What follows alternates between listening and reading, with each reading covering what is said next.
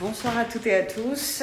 Donc ce soir c'est un live un peu particulier. Je vais être avec MT Art Agency, mon agent. Et puis en attendant que Louise rejoigne la conversation, je vais vous faire un petit tour des lieux. Je vais attendre que les autres personnes arrivent. Coucou Ulysse. Et donc l'idée là, c'est dans un premier temps de vous montrer un peu ce qui se passe dans mon appartement, puisque cela fait plus de 15 jours que je suis confinée et du coup j'aimerais que vous puissiez voir un peu le désordre dans lequel je vis. Enfin c'est un désordre organisé, attention, ne soyez pas mauvaise langue. Donc on va d'abord aller, nous allons aller dans l'atelier. Donc ici vous avez le mur sur lequel, vous avez le mur. Tout est relatif. Ce n'est pas un mur, c'est un rideau qui sépare la pièce en deux. Et du coup, c'est le mur sur lequel vous avez l'ensemble des tableaux qui sont encore disponibles et que je stocke à la maison. Et surtout, là, c'est le grand moment, vous allez découvrir que je ne peux pas avancer plus dans l'atelier puisque le sol est recouvert d'œuvres d'art. Donc ça, c'est vraiment la dernière production sur laquelle je suis en train de travailler, qui s'appelle la série La Femme Objet. Attendez, on va vous rapprocher.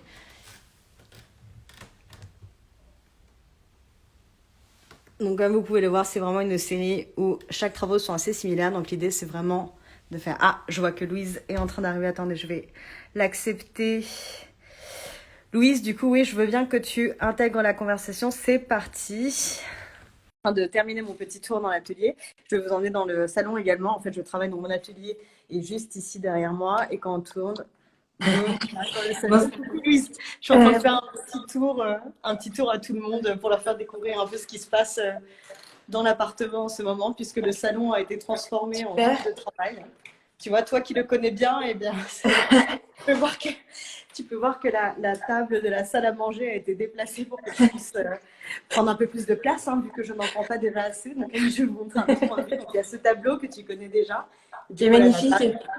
Se trouve au milieu avec la réalisation de ma dernière toile donc, que j'ai réalisée aujourd'hui, que je vais vous montrer. Super excitée. Voilà. Waouh. C'est le dernier tableau que j'ai réalisé. Je vais vous laisser vous approcher un peu. Et donc, du coup, il y a vraiment un effet presque de 3 dimensions quand on le regarde de près et on dirait presque un textile plissé. Ah, c'est magnifique. Est-ce que tu peux nous expliquer un peu la texture?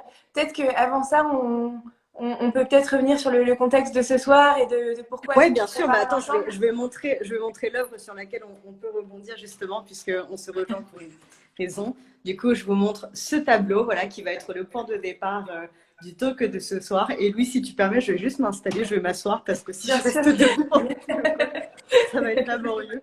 Alors, j'ai organisé le petit spot à l'avance. Avec, t'as vu, j'ai mis la lumière de Halloween, c'est la lumière qui vient du dessous, comme ça donne un air un peu dramatique à la conversation. J'aime beaucoup. Alors Louise, peut-être je te laisse t'introduire du coup. Avec plaisir. Donc Tiffany, merci d'organiser ce live ce soir avec nous. Donc moi je m'appelle Louise, je travaille pour le bureau de Paris de MT Art, qui est l'agence qui représente Tiffany Bouel. Et j'interviens avec plusieurs casquettes ce soir.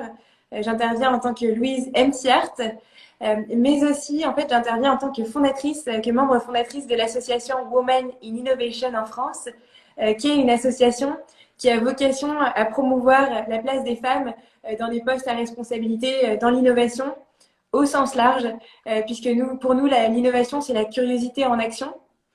Et donc ce soir, je suis vraiment ravie. Tiffany, c'est une de nos stars montantes de l'agence. Nos collectionneurs se l'arrachent. Et pour moi, c'est un honneur de pouvoir à chaque fois échanger avec Tiffany. Derrière moi, vous voyez un portrait marin de Tiffany Bouel qui me tient énormément à cœur, puisqu'hier c'était mon anniversaire et que mes amis ont fait cette très belle surprise de commissionner aussi un portrait marin. Je suis encore sur un nuage là-dessus. Mais aujourd'hui, je vais revenir sur le sujet du jour qui est vraiment la cause des femmes, qui est un sujet très important, donc qu'on soutient à la fois chez MT Art, en promouvant des artistes de tout environnement, de toute minorité. On veut être inclusif, mais aussi donc avec mon engagement personnel à côté sur Women in Innovation. Donc sur Women in Innovation, on organise des talks et aujourd'hui, je suis ravie de pouvoir interroger aussi Tiffany sur différentes questions qui me tiennent particulièrement à cœur. et qui correspondent à cette démarche constante de pouvoir accompagner les femmes, de pouvoir booster leur confiance, apprendre à aimer leur corps et aussi leur donner des astuces pour toujours mieux affronter en fait les démons, nettoyer un peu les placards et prospérer autour de vous. Donc Tiffany, bonsoir et merci de nous recevoir dans ton atelier.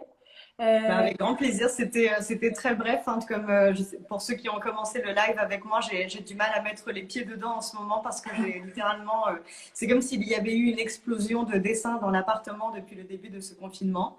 Après, c'est un moment formidable, en tout cas pour nous les artistes, voilà, d'avoir le temps de créer. C'est vrai on se voit beaucoup en temps normal, Louise, et là soudainement on se voit que à travers nos écrans. Mais du coup, oui, je suis en train en fait, de continuer le projet Rencontre. Donc, pour introduire un peu le projet Rencontre et surtout de parler des femmes, puisque c'est la thématique de ce soir.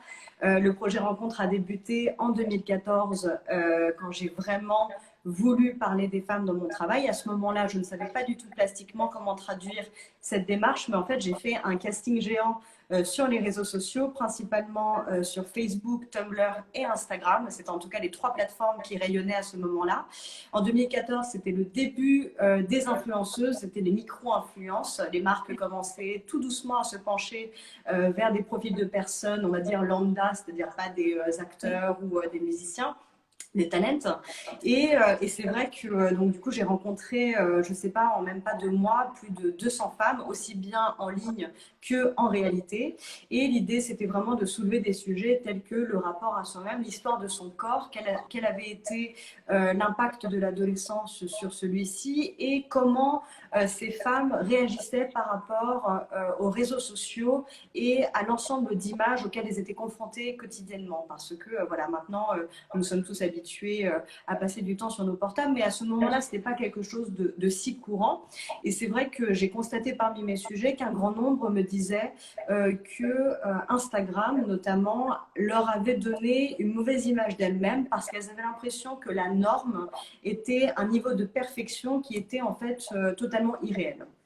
Et du coup, c'était pour moi quelque chose de très intéressant à soulever. Je me suis dit, l'impact de la technologie sur l'homme n'est pas seulement dans le fait qu'il fait partie du quotidien et que sans, on devient complètement démuni. Je ne sais pas pour vous, mais moi, je sors fréquemment sans mon portable pour me mettre face à cette épreuve-là, c'est-à-dire de pouvoir sortir de chez moi et de décrocher complètement. Et en fait, c'est incroyable comme sensation. C'est une sensation de liberté exceptionnelle puisque on n'est plus localisable, plus personne ne peut nous contacter et du coup, on fait ce que bon nous semble. Bon, dans la limite de délai possible. Mais voilà, et le projet Rencontre, en fait, est vraiment né de là. Donc vraiment de plein d'interviews en fait de femmes. Ça commençait, j'ai questionné des femmes de 16 ans, ça commençait à 16 ans, et puis d'autres jusqu'à 35 ans en Inde. En fait, j'ai continué, donc du coup, pour continuer de façon équilibrée ce discours, j'ai continué le projet en 2018 et je l'ai repris en allant en Inde. Et en fait, c'est là où le travail plastique est arrivé. Il m'a fallu plusieurs semaines pour essayer de comprendre comment traduire artistiquement toutes les informations que je recevais de la part de mes sujets. Et c'est un sujet voilà, que je souhaite continuer à développer, la parole des femmes, comment on se sent vis-à-vis de soi-même dans notre temps, comment l'évolution comment on pourrait dire comment on pourrait appeler ça, notamment le body positive, voilà, des mouvements sur les réseaux sociaux qui aspirent à se sentir mieux avec soi-même, si ça touchait réellement en fait les femmes ou si c'était purement quelque chose de numérique et qui, une fois qu'ils sortaient du portable, devenait complètement poreux. Toi, par exemple, avec Women in Innovation, est-ce que tu pourrais peut-être dire un peu plus aux gens qui nous regardent quel est l'objectif réel que vous souhaitez apporter aux femmes? Déjà, vous faites intervenir des femmes qui viennent de milieux professionnels très différents. Et du coup, je pense que c'est intéressant de montrer un peu les différents cas de figure que vous avez eus et puis aussi peut-être le but réel de ces conférences. C'est vrai que c'est un point intéressant avec ce que tu dis. Je pense que pour moi, l'innovation, c'est vraiment encore une fois la curiosité en action. Et l'innovation, c'est généralement un social demographics qui est limité dans les postes d'exécutifs. C'est souvent des hommes blancs. Et moi, en fait, j'ai vécu à New York et à Hong Kong ces dernières années. Et j'ai évolué dans des environnements très multiculturels. Et en rentrant en France, je me suis dit, que cette partie-là me manquait, en fait, que l'innovation, pour moi, devait venir justement de ces rencontres entre différents environnements initiaux, entre hommes et femmes, entre minorités, entre activités professionnelles différentes. Peut-être qu'un driver commun pour nous, ça va être la passion et la curiosité mise en action. Et effectivement, on a organisé un premier panel où tu étais, Tiffany, où on a fait intervenir, donc le thème c'était parle et sois entendu. En tant que femme, on parle beaucoup, ça peut être un cliché, mais je l'utilise sciemment, puisqu'en fait, l'idée c'est que notre parole n'a pas forcément toujours le même impact, ou on ne sait pas forcément vers quoi la diriger. Je sais pas, et Tiffany, d'ailleurs, ça me plaira d'avoir à nouveau ton ressenti là-dessus, puisque donc, tu étais une des membres de ce panel où, à titre d'illustration, tu étais aux côtés d'une avocat arbitre international et d'une ancienne dirigeante d'entreprise qui était au COMEX d'une des plus grosses entreprises de télécommunications américaines. Est-ce que ce jour-là, par exemple, donc c'était un live aussi, c'était un live où nous étions un panel de femmes réunies que je modérais. Donc on avait quand même une présence ensemble. C'était un mélange entre physique et digital. Comment est-ce que toi, tu t'es sentie? Comment est-ce que toi, tu fais en sorte avec ton travail de pouvoir parler et de faire en sorte que les femmes soient entendues? Je trouve que ça résonne beaucoup avec la série Rencontres, notamment. Oui, complètement. Après, moi, la manière dont je procède, c'est plutôt qu'il y a anguille sous roche, on va dire ça comme ça. Je peins des choses qui seraient totalement détachées de tous ces sujets si on ne se penchait pas sur mon travail. Donc, je pense que ma peinture permettra seulement aux curieux d'en savoir plus sur l'ensemble de mes démarches. Voilà, je pense que l'on voit tout de suite que j'aime le design, l'architecture et il y a une certaine géométrie dans mon travail qui vont toucher certains sujets. Mais le nerf de guerre, je pense que ou c'est à moi de le défendre sur les réseaux sociaux en mettant des textes sous mes œuvres, chose que je ne fais pas à chaque fois, parce que j'ai l'impression que, et peut-être que je me trompe, j'ai l'impression que les textes ne sont pas toujours lus sur les réseaux sociaux. Dites-moi si je me trompe, hein, mais je pense qu'on est tellement visuel sur Instagram et allez, peut-être moins sur Facebook, mais Instagram, en tout cas, c'est tellement visuel et on voit tellement de choses défiler en permanence que si je prenais le temps d'écrire des textes qui parlent réellement de mes intentions, je ne suis même pas certaine d'être lue. Donc, je me demande si ces discours-là ne sont pas quand même plus impactants si on en parle en réalité ou à des comités plus réduits. Voilà, et ou d'en parler directement aux personnes qui se penchent sur mon travail et qui veulent avoir des informations dessus, c'est-à-dire qu'est-ce que je suis en train de regarder, parce que moi je vois certaines choses, c'est ça qui est magique aussi avec l'abstraction, et c'est ça qui est très pratique pour moi en tant qu'artiste qui parle des femmes, c'est que l'abstraction permet d'attirer un grand nombre de personnes, et parmi ces personnes-là, peut-être certains seraient rebutés à l'idée d'avoir une conversation sur le féminisme, sur une interprétation qui pourrait être un peu presque politique aujourd'hui. Et du coup, je me dis, bon, bah voilà, ça permet déjà de séparer les clans et d'attirer un grand nombre de personnes. J'aime l'abstraction parce que ça attire un grand nombre de personnes. Voilà. Et ça me permet de parler de tous les sujets les plus tabous, la grossesse, la fausse couche, la puberté, les complexes pendant l'adolescence, la comparaison de soi-même aux autres. Je pense que ça, c'est des épisodes par lesquels tout le monde est passé en tant qu'adolescent, de vouloir incarner quelque chose que l'on n'est pas soi-même parce qu'on ne s'accepte pas entièrement. Je n'ai pas fait psychologie et voilà, je connais ces bases-là. Et je pense qu'on est, je ne sais pas pour toi, Louise, hein, mais je pense que voilà, ça fait partie de l'adolescence d'avoir ces failles et c'est ce qui nous construit aussi en tant qu'être humain, en tant que jeune adulte. Parce que parlons-en de la période 20 ans, 30 ans. C'est quand même une drôle de période. On est supposé tout construire et au début de la vingtaine, on est complètement perdu. En tout cas, moi, pour ma part, j'avais énormément d'enjeux sur mes épaules et je ne parvenais absolument pas à faire le point sur qui je voulais être réellement. Non? Et exactement, c'est vrai que ça résonne fortement. Donc moi, j'ai célébré mes 30 ans hier, donc je suis contente d'aborder une nouvelle décennie. Je trouve que chaque décennie est très riche. Et justement, tu vois, tu parlais tout à l'heure, j'aimerais revenir un petit peu sur un aspect, sur le mouvement du body positif dont tu parlais. Faire une pause sur un commentaire en disant qu'il y a des commentaires qui sont inscrits sur justement la question que tu as soulevée sur le contenu visuel et le texte. Donc on a différents avis qui sont intéressants. Continuez de commenter puisqu'on vous lit. Si vous avez des questions, n'hésitez pas aussi à interagir avec nous. On est ravis de faire ça en direct aussi pour cette raison. Mais moi, Tiffany, j'aimerais revenir vraiment sur le body positif et justement dans la vingtaine, Comment est-ce que tu t'es sentie soutenue grâce à ces mouvements-là sur les réseaux sociaux? Comment est-ce que toi aussi tu y contribues? Et là aujourd'hui, une belle actualité aussi, c'est cette œuvre de Léna. Donc peut-être que Oui, tu tout veux. à fait. Le tableau qui a été réalisé pour l'ENA parle du body positive, justement. En fait, en voyant, je ne connaissais pas du tout l'ENA, moi, à la base, parce que je pense que c'est une question de génération. Et surtout, j'ai un feed Instagram qui est principalement tourné autour de l'art et du design. Du coup, je pense que je n'ai pas été ciblée. Mais en regardant un peu ce qu'elle faisait, j'ai vu, en fait, le portrait d'une jeune femme d'aujourd'hui qui montre qu'on n'a pas besoin d'être parfaite, on n'a pas besoin d'incarner une forme de perfection pour être heureuse. Et j'ai bien aimé ce message-là, j'ai trouvé ça très positif. Et c'est vrai que, en tout cas pour ma génération, on avait peu de personnes comme ça qui pouvaient être un exemple et qui pouvaient être des personnes complètement accessibles. C'est ça que j'ai bien aimé. Et du coup, pour Je Léna, précise qu'on parle de Léna Mafouf, Léna Situation, ouais. pour ceux qui Et n'ont pas forcément vu. qui ont pas cerné le truc. Mais je pense que c'est très, en fait, c'est très positif tout ça. Et c'est pour ça qu'en faisant son tableau, je me suis dit, bon voilà, je vais dessiner deux formes qui, quand on les regarde, elles ne ressemblent à rien. Et en fait, l'histoire de ces deux formes roses, assez rondes, et ce sont deux femmes. Et je voulais représenter, voilà, deux femmes, comme si c'était des formes qui dansaient dans un endroit complètement isolé. Et c'est des formes heureuses, généreuses. Et j'avais vraiment envie de mettre en avant ce truc-là, de s'accepter soi-même tel que l'on est et ne pas se soucier de l'enveloppe physique que l'on a et de plutôt se reposer sur son épanouissement personnel qui viendra contribuer à sa confiance en soi. En fait, on se rend bien compte, ça fait des siècles que l'on nous met au régime et on n'est pas plus heureuse. Donc c'est pas une histoire de ça. Et l'industrie du diététique a été conçue par des hommes et encore aujourd'hui, ce sont des hommes qui sont à la tête de celle-ci. Donc je suis convaincue et puis dans le mot diet, il y a le mot die. Donc ne l'oublions pas, tu vois, tous ces points-là qui nous dépassent complètement, puisque je pense que parmi toutes les femmes qui nous regardent, il n'y en a pas une seule qui a contourné le régime.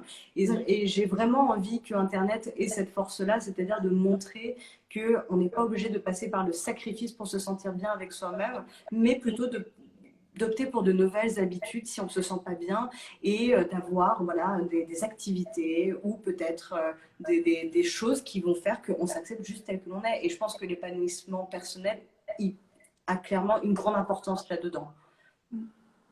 Et c'est vrai que c'est rafraîchissant pour les femmes d'avoir ces messages-là. Je pense aussi à un post que je t'ai partagé de la créatrice de mode Élise Chalmin, qui vient de donner naissance à un petit garçon et qui a osé prendre la parole sur son compte Instagram en expliquant que la maternité n'était pas toute rose et en s'exposant aussi à beaucoup de commentaires. Élise Chalmin est une femme très belle qui réussit et qui donne naissance à ce petit bébé. Et moi, j'ai trouvé ça très rafraîchissant de pouvoir avoir une voix nouvelle et honnête aussi ça se passe de cette manière-là et c'est pas parfait, mais c'est ce qui est en train de se produire. Et je trouve j'imagine que ça rentre dans cette même mouvance du body positif, puisque la maternité est aussi un thème que tu abordes dans tes travaux. Complètement, la maternité est un sujet sur lequel je suis en train de travailler. J'ai l'un de mes sujets voilà, qui vient d'accoucher et nous sommes en train d'explorer ça pour montrer un peu l'envers du décor, puisque c'est un épisode qui est certes très heureux, mais qui peut être aussi très douloureux. Et je pense que Instagram il y a eu un baby boom sur Instagram. Je ne sais pas si vous l'avez constaté, mais on a l'impression que la Terre entière est enceinte en ce moment. C'est impressionnant. Ce n'est pas seulement le confinement, je pense qu'il y a vraiment, on en avait même parlé avec Marine. Est-ce que c'est devenu tendance d'avoir des enfants et donc du coup, voilà, moi j'ai envie de montrer un peu la balance de tout ça, mais sans rentrer dans le vif du sujet de façon très crue. Je pense qu'en fait, il y a par rapport au sujet du féminisme, je pense qu'il y a plein de gens qui sont rebutés par le féminisme parce qu'il y a une forme de féminisme ultra violente qui fait que certaines personnes vont totalement se braquer face à cette, je dirais, communication-là. Et au contraire, moi, j'aimerais montrer une forme de féminisme doux qui est qu'on parle de ces sujets, on parie sur la durée en se disant on en parle, on continue à en parler parce que plus on en parle, plus ça se démocratise. Et au bout d'un moment, si je n'en parle plus, c'est que c'est bon, c'est instauré, qu'on a pu passer à autre chose. Et il y aura certainement d'autres sujets à traiter puisqu'il y a plein de choses encore à régler pour que nous soyons entièrement l'égal de l'homme. Mais voilà, moi, j'aime les hommes, j'aime les femmes, j'aime tout le monde et je n'ai pas envie de nous séparer, ce n'est pas mon intention. Et c'est ça qui est très important aussi avec les réseaux sociaux. Je pense que cette individualité dans laquelle nous rentrons, c'est important de, voilà, de cerner bien la réalité du virtuel. Et c'est là où les mouvements positifs comme le body positivisme ou le féminisme en ligne est très bien parce que ça permet déjà à un grand nombre de personnes d'être touchées. Et ce ne sont pas des choses qui nous sont inculquées par notre famille ou nos parents. Donc on se fait sa propre éducation avec les réseaux sociaux. Donc faut filtrer, hein, faut pas tout, faut pas dire oui, tout est vrai. Je ne sais pas du tout ce que je suis en train de dire. Mais en tout cas, pour les mouvements positifs, c'est super bon d'absorber ça. Moi, quand j'ai vu que toutes les marques de lingerie montraient des jeunes femmes, bon, avec des formes, avec juste, c'est des mannequins normaux. On ne nous montre pas des idéaux que l'on nous a mis dans les yeux depuis qu'on est, en tout cas moi, depuis que je suis enfant, ça a toujours été le même profil de femme. Et soudainement, c'est en train de changer. Donc, si Instagram a permis ça dans l'industrie du prêt-à-porter, de la lingerie, c'est déjà quand même un ticket gagnant, en tout cas pour peut-être pour les adolescentes et pour nos enfants aussi. Parce que finalement, pourquoi on fait tout ça? On le fait en partie pour nous, évidemment, mais nous, on est plus en train de nous battre. Mais l'idéal, ce serait que pour nos enfants, ça se passe de manière juste fluide parce que ça sonne comme une évidence. Et c'est vrai que ça résonne beaucoup. Le mot féminisme en français a une connotation qui peut être parfois négative, que moi, j'avais pas du tout forcément anticipé. Et parce qu'aux États-Unis, où je vivais, c'était perçu de manière uniquement positive et constructive. Et cette dissonance entre la perception du même mot dans deux langages a résonné particulièrement pour moi. Et je me suis demandé pourquoi. Et mon pourquoi, finalement, j'y réponds avec mon comment, en pouvant en donnant la parole. Moi, c'est avec les hommes, mon féminisme. Je pense que les hommes de ma vie sont plus féministes que moi. Et voilà, je trouve que c'est important. C'est très inclusif comme mouvement. Et c'est pas les femmes contre les hommes. C'est pas du tout un débat binaire. C'est un projet de société commun. Et j'aime à le percevoir plutôt comme ça. Et en parlant de féminité et de féminisme, nous, donc, on a nos artistes Léo Caillard et David Aliou-Saran-Schreiber qui traitent du sujet. Et toi, tu as fait en fait un résumé passionnant de la dimension féministe dans leurs travaux. Est-ce que tu peux nous en parler un petit peu plus De quoi? De ce que j'ai vu dans les travaux de Léo et de David? Exact. Bah, en fait, moi, j'ai trouvé ça hyper intéressant parce que c'était un regard masculin sur le féminisme, en quelque sorte, en tout cas sur la femme. C'est quelque chose qui a été très peu exploré, je pense. En tout cas, le regard de l'homme sur la femme, oui, ça dans l'art, on l'a vu depuis des siècles. Mais de mettre en avant la force féminine de manière presque, de montrer la vulnérabilité de la femme et en même temps de transformer cette vulnérabilité en force. Ça, c'est vraiment ce que j'ai vu dans le travail de David, en tout cas dans cette série où on y voit voilà, des fentes qui sont très, voilà, on y voit ce que l'on veut y voir, et c'est ça qui est très étonnant. Et en fait, on y voit quelque chose de très fragile, voilà, de très fragile. On a l'impression que quand on va le toucher, ça va se casser. Et en fait, si on regarde bien, c'est dur, on dirait presque comme un bout de lune figé. Et j'ai trouvé ça très intéressant, cette dualité entre la faiblesse et la force, qui en fait fait aussi la grande particularité de la femme, je suppose, c'est d'être hypersensible et en même temps forte et audacieuse, et qui a construit une force à travers ses douleurs finalement. On est quand même, j'ai l'impression qu'on est toujours plus résistante quand on est malade. En tout cas, je sais pas, j'ai pas encore la lutte des médicaments. Je crois que c'est plus masculin que féminin aussi. Voilà, des trucs comme ça. Mais et Léo, ce que j'ai beaucoup aimé, c'est cette posture que prend la femme c'est principalement dans sa photographie. En tout cas, moi, c'est tout ce que je connais de sensuel et de féminin. Et Léo, en fait, il prend en photo des femmes qui font peur. En fait, c'est des beautés froides et elles ont tout sauf la sexualité qu'on nous a attribuée dans les films, dans les clips.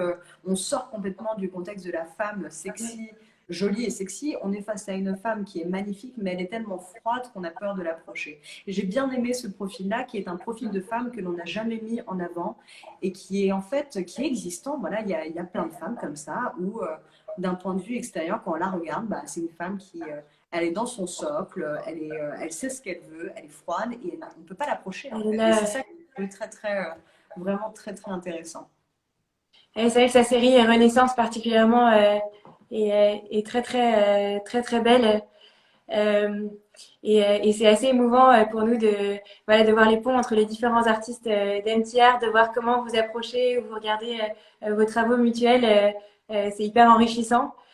Et si on en revient à toi, moi j'aimerais revenir un peu sur le projet Rencontre qui a fait le début de notre discussion aujourd'hui. Et comment est-ce que tu le vois évoluer? Et avant ça, j'ai une question parce que j'aimerais revenir sur au début, ça a commencé avec 200 femmes. Tu parlais des influenceuses. Est-ce que tu t'es attachée aux seules influenceuses ou est-ce que tu as élargi le spectre de femmes qui font partie de Rencontre? Alors au tout début, non, il n'y avait pas. J'ai parlé des micro-influenceuses parce que ça resituait bien dans le temps à quel moment nous étions. Mais non, évidemment que non. J'ai questionné beaucoup de personnes de mon entourage. J'ai questionné des personnes dont le profil m'intéressait parce que c'était des personnes qui se prenaient beaucoup en photo. Du coup, je me suis dit, ce serait intéressant de questionner cette dimension-là de l'égocentrisme qu'on peut avoir en ligne.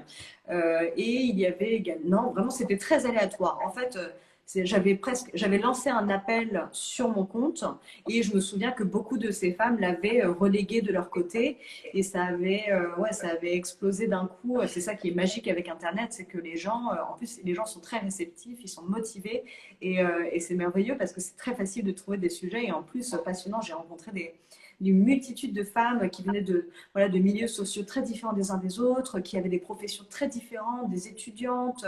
Donc c'était vraiment hyper intéressant de voir le point de vue sur les mêmes questions de autant de femmes différentes et surtout de voir un peu comment elles sortaient de ce rendez-vous, puisque pour beaucoup, c'était la première fois qu'on les questionnait là-dessus.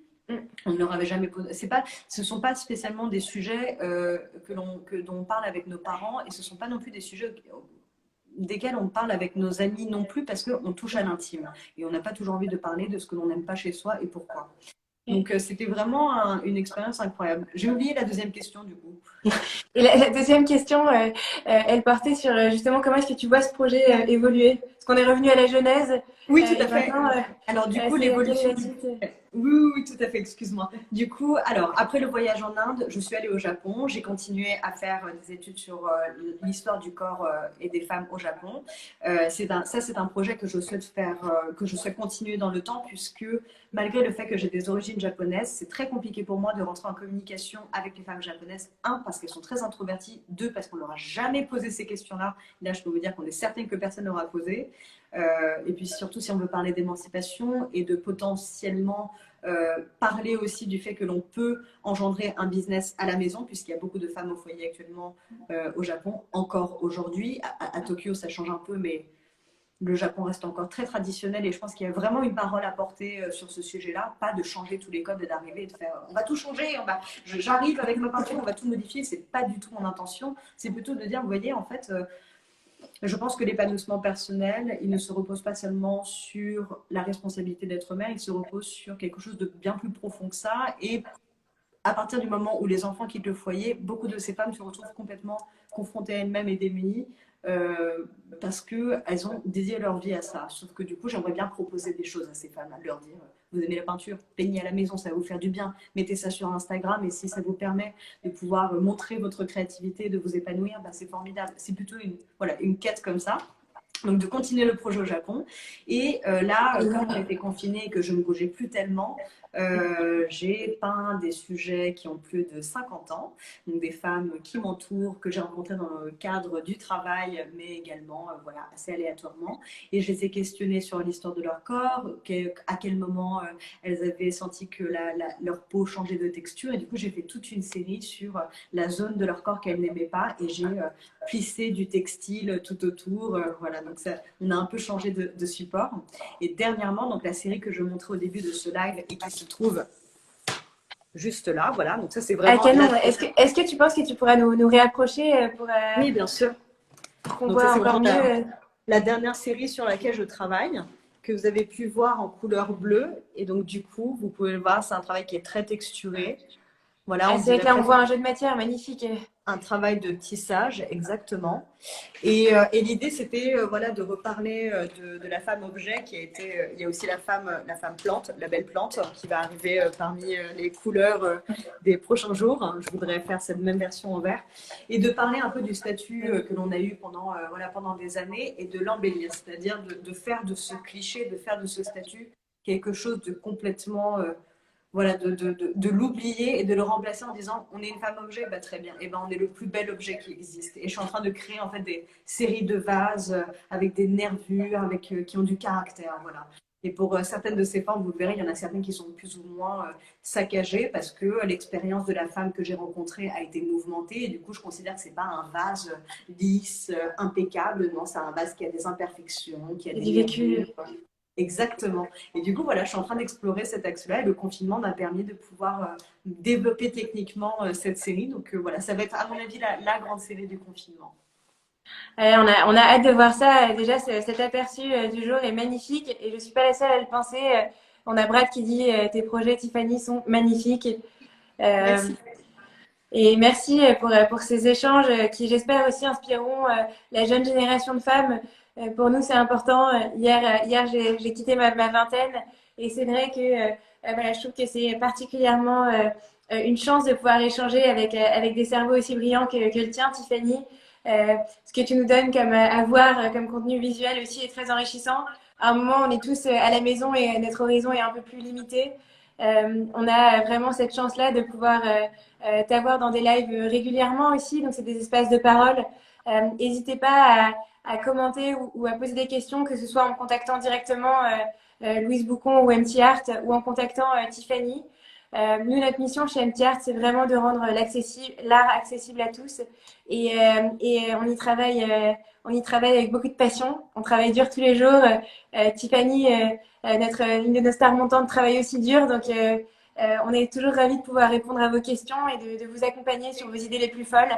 Et Tiffany, on a hâte de voir ta série, la suite de ta série. C'est absolument magnifique. Bravo. Et Merci beaucoup. merci. Bah, j'ai hâte de vous montrer tout ça aussi. Écoutez, je travaille quotidiennement là-dessus et puis je continuerai à faire plein de lives. On va avoir l'occasion de se revoir pendant les prochaines semaines. Donc, merci à tous infiniment d'avoir regardé ce live. C'était vraiment un plaisir de Merci. partager tout ça avec vous. Merci Louise, vraiment toi aussi, tu es quelqu'un de très inspirante. Merci infiniment pour cet échange. Ça m'a Grand réjoui du plaisir. cœur. C'était très très agréable. C'est toujours un sujet voilà, qui me passionne et avec lequel tu vois, déraciner et libérer à chaque fois que j'en parle. Et c'est ça qui est formidable avec ces conversations. Et voilà, n'hésitez pas si vous avez des questions, c'est les questions et les réponses. Voilà, on est toujours tellement contente de pouvoir échanger avec vous et de pouvoir ouvrir de nouveaux sujets ou de nouveaux débats. Et puis je te souhaite une excellente soirée. On se voit très vite. Merci Tiffany. Merci de m'avoir conviée à ce live. Bonne soirée à tous et à Ça va très être bientôt. très belle. Salut. Bye.